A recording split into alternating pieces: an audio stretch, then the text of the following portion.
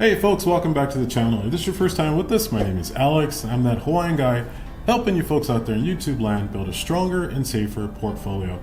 Typically on this channel, I like to make 2 videos every week. One video going over my top stock picks. We really delve into some great companies, typically growth companies, and I give you information why you might want to keep those companies on your radar, as well as I do one video every week talking about different issues that might be trending in social media that might affect your portfolio. Information you might definitely want to keep on your radar. In today's video, we're going to talk about the topic, should you be aggressively paying off those high interest debt as soon as possible?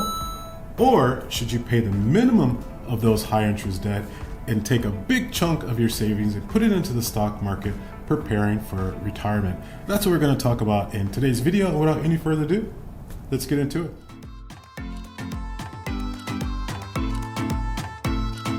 Alright guys, let's get right into the video. So what I want to do here, I'm going to give you 2 different scenarios. In scenario 1, we're going to aggressively pay that high interest debt off as soon as we can and not touch the stock market at all for 7.6 years, and we're going to see where you would be in that scenario.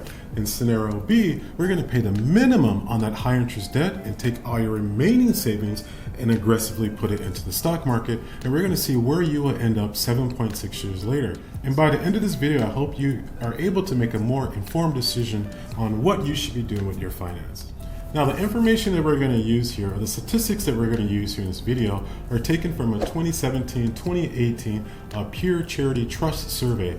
Now, debt is the same anywhere in the world. It doesn't matter if you're in America or Canada or Japan or Europe, anywhere in the world, debt is debt, interest is interest. So in that survey done by the Pew Charitable Trust, they said that the average individual living in the United States in the year 2017 and 2018 had an average interest rate on their credit cards of about 15.59%. Now, I know a lot of you out there might have a lot lower or a lot higher, but today for the scenario, we're going to stick with that interest rate of 15.59%. Now, let's say in both scenario A and scenario B, you have about $16,048 in debt. And again, this was the average debt in the United States for 2017 and 2018 for the average American citizen. Also in this survey, they said that the average US citizen made about $30 an hour, or about $57,617. So that's the figure we're going to go with today. Again, I know some of you make a lot more than that, and some of you might make a lot less than that. However, you can kind of adjust it according to what your salary is. Now, if you're like me, typically what I like to do is take 20% of my salary right up to the top, and I like to pay myself first before I pay any other bills. Actually, the money I pay myself, I consider it almost a bill. And that 20% that I pay myself as a bill, so to speak, I take that 20% and I either pay down my debt or invest it in the stock market. Now, if your annual salary is about $57,617, 20% of that would give you about $960 a month that you can allocate to either paying off that high interest debt, or you could pay the minimum of that high interest debt and add the rest of the money to the stock market. Now, in scenario 1, what we're going to do is take that $960 and put it all to that high interest debt, that $16,000 debt. We're going to take that $960 and allocate it all to that debt. We're not going to put any money in the stock market at all. If we did that, if we aggressively paid in scenario A that $960 every month, it would take you 19 months to pay off that $16,048 debt. Over that 19 months, you would have spent about $2,162 in interest. So even though you paid almost $1,000 every month, $960 every month, you still got to pay the interest, because like we said, the interest is 15.59%. Now, with the remaining time over that 7.6 years, so say you have about 5 years and 7 months left, we're going to take that $960 over the remaining time period, that remaining 5 years and 7 months or so, and we're going to put all of that into the stock market. If you put all of that $960 into the stock market, like say maybe the S&P, or maybe like a company like maybe Vanguard, at the end of that 5.7 years, you would have accumulated about $85,000. That seems like a lot of money. But keep in mind, you did have to pay about $2,160 or so in interest from that credit card debt. So for me personally, I don't see that $85,000 is pure profit because you did have to pay $2,000 in interest. So what I would do is actually subtract that $2,100 from that amount of $85,000. I know that's a lot of numbers. And you're sitting at about $83,000 in profit over that 7.6 years. So in scenario A, let's just say you have gained about $83,000 in profit over 7.6 years. Now let's go over to scenario B.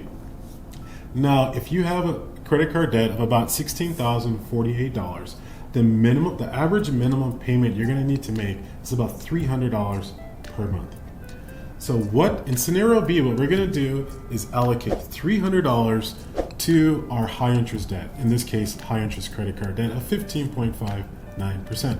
The remaining $660, we're going to put all of that into a great S&P like Vanguard over the entire 7.6 years. So in scenario B, you didn't wait the first 19 months, and scenario A, you didn't invest anything over the first 19 months. You waited till you paid off everything, and then for the remaining 5.7 years, you put your money into the stock market. In scenario B, you're going to start right from the get-go by putting your money into the stock market, $660 every month for 7.6 years.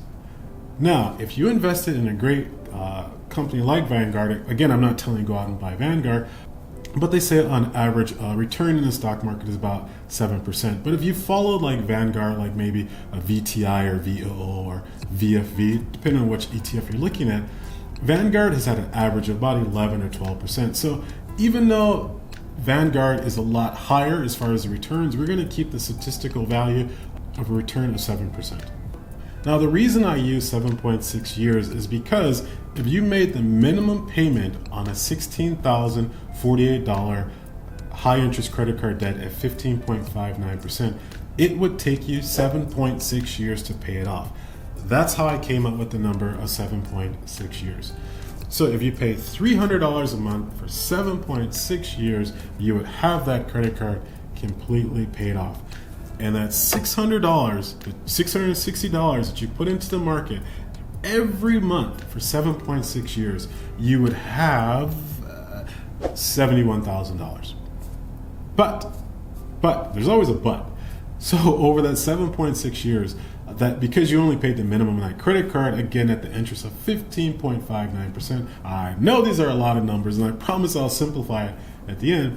The interest you would have paid on that credit card over that 7.6 years would have been approximately about $11,547. So keep in mind, scenario B, you made $71,000 over that 7.6 year time span, but you paid $11,547 in interest, which means I would take that $11,500 off of that $71,000. So now you're sitting at $60,000. So you see in scenario A, of course, if you aggressively pay that high interest debt off first, you're going to do far better in the long run. Now I get it. I know there's a lot of people out there like, yo, but Alex, I have 0% interest on my credit card. And I do have a couple cards like that as well, where the interest might be, well, they might have like an introductory where it's 0% interest, but that might be anywhere from 6 months to a year. Typically, unless you have like an Amex or something like that, most cards, even with really great stellar credit, I think my best card is like 3.99%. It's still interest where you're just throwing money out the window. So even if you do have a low interest credit card of like say 2% or 3%, which is normally those introductory interest rates, you really can't just sit and float that bugger out there for 20 years at that interest rate.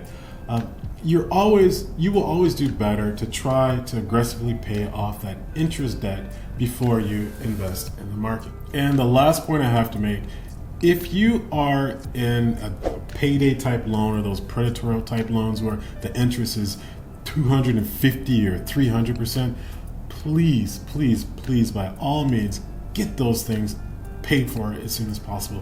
Those payday loans, those predatory loans are designed to keep you down where you're never able to actually pay it off. If you do have a payday loan, please, if you got to borrow money from friends, from family, whatever you have to do, get those payday loans paid off. And I get it, everyone might be in a pinch where you have a situation where you can't. And if you if you do have any type of payday loans or high interest credit card debts or high interest car, I can't tell you what to do.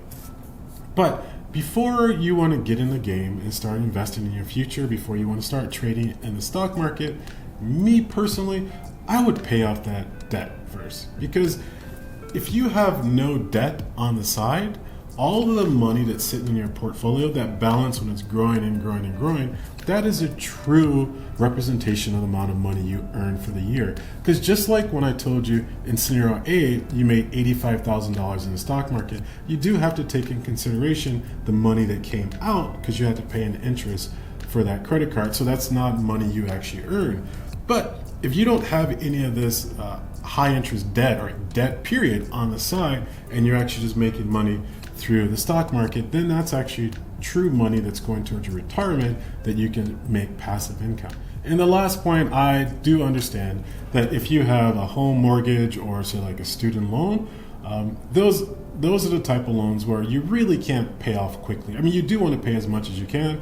I mean, hey, I have an undergraduate and a master's degree, so I feel you about having student loans over $40,000 that I'm going to be paying for the next 8 years. So I feel you. And with my student loan, even though my minimum payment is about $230, I still do pay about $750 because I'm trying to pay that thing off as soon as possible. But in this scenario, I'm not talking about long-term debt like mortgages and student loans.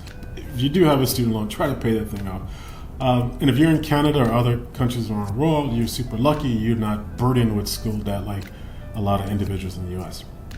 What I'm referring to in this video are those short-term high-interest debts like credit cards, car loans, or maybe lines of credit. Again, I can't tell you what to do with your finances, but me personally, when I do use my credit cards, and I use my credit cards for everything, I haven't touched paper money in years, but I pay those credit cards off at the end of the month, and the only reason I like to use them is because I like the points.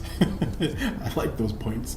So take this information and do with it as you will, but me personally, if I had any type of debt, where there is any type of interest occurring on that debt, I personally would pay that debt off as soon as possible. Dump as much as you can to that debt and get it paid off, because when you do start investing in the stock market, the profit that you make from the stock market minus the money they take for taxes, it will be actual passive income that you've actually made. I hope this information was helpful. If there's anything I missed out, I would love to hear from you guys. And if you can, subscribe, like, hit that bell button so you can hear my stock picks for the week or any type of information that we're talking about in those trending videos for the week. And until I see you next time, aloha.